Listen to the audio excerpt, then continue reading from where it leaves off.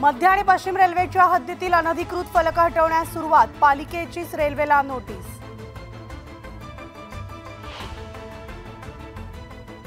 कल्याण डोंबिवली पालिका हद्दीमध्ये 200हून अधिक बेकायदा जाहिरात फलक, घाटकोपरमधील दुर्घटनेनंतर पालिका प्रशासनाला जाग।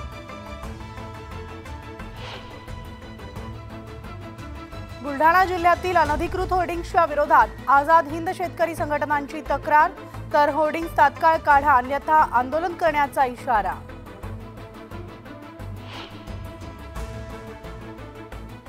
घाटकोपरमधील मृतांचा आकडा 16वर, होर्डिंगखाली दबलेल्या कारमधून 2 मृतदेह काढले बाहेर, ढिगाऱ्याखाली आणखी काही जण अडकल्याची भीती।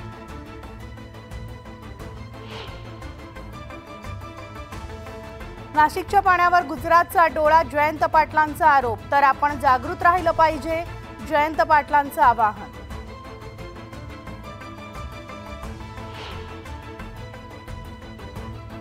अमोल कोल्हेंचा भाजपवर हल्लाबोल, देशात परिवर्तन होणार, अब की बार हद्दपारचा दिला नारा।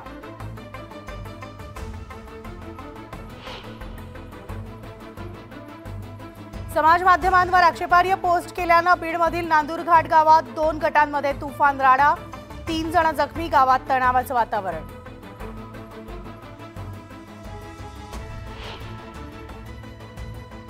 राज्यात पुन्हा गारपिटीची शक्यता, अहमदनगर आणि नाशिकला अलर्ट जारी।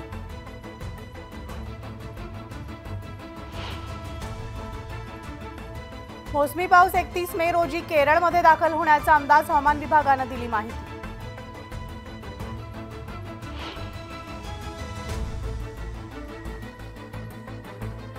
विदर्भामध्ये यावर्षीच्या हंगामात विक्रमी पावसाची नोंद, मार्च, एप्रिल आणि मे महिन्यात विदर्भामध्ये सरासरीपेक्षा 352% अधिक पाऊस।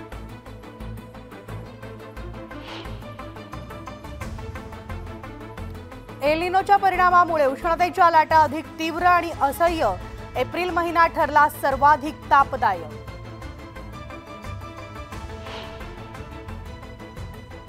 खरीप हंगामासाठी रासायनिक खतांचा साठा मंजूर, तर खतांचा तुटवडा निर्माण होऊ नये म्हणून कृषी विभागाचं नियोजन।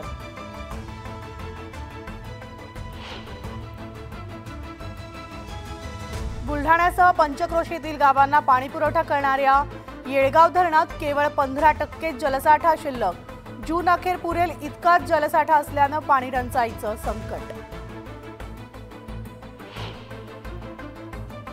मुंबई विद्यापीठात शैक्षणिक वर्ष 2024-25 पासून मंदिर व्यवस्थापनाचा अभ्यासक्रम सुरू, जून महिन्यापासून प्रवेश प्रक्रिया होणार सुरू।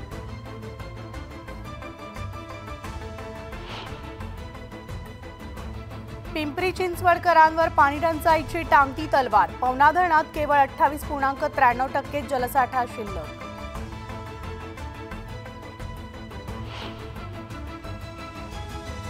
बुलढाणा जिल्ह्यातील आलेवाडी लघु प्रकल्पाच्या डॅम लाईनच्या पायाभरणीचं काम सुरू, लघु प्रकल्पासाठी लाल मातीचा वापर केल्यानं ग्रामस्थांची जलसंपदा विभागाकडे तक्रार।